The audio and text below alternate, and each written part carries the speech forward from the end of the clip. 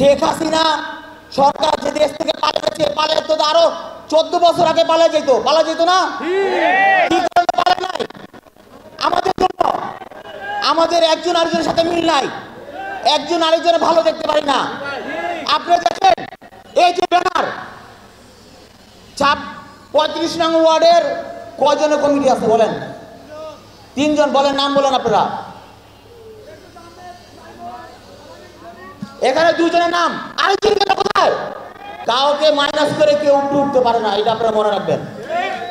আমি যখন টিম লিডারের দায়িত্ব পালন করেছি, সিবিগুলিতে বরাবরই ছিল আমি অমুক ভাই ভাই, অমুক ভাই ভাই, আমি নাম উচ্চারণ করলাম না।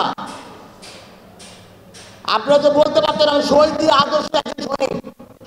যে কথাটা টিটু বলেছেন কেউ এখানে অনেকে উপস্থিত আছে, আমি যখন টিম লিডারের দায়িত্ব পালন করেছি অনেকে সিবি দিয়েছি আমি অমুক ভাই ভাই, অমুক ভাইয়ের ভাই। কেউ বলে নাই আমি শহীদ রাষ্ট্রপতি জিয়াউর রহমানের আদর্শের একজন সৈনিক, কেউ বলে নাই। এভাবে একটা সংগঠন চলতে পারে না।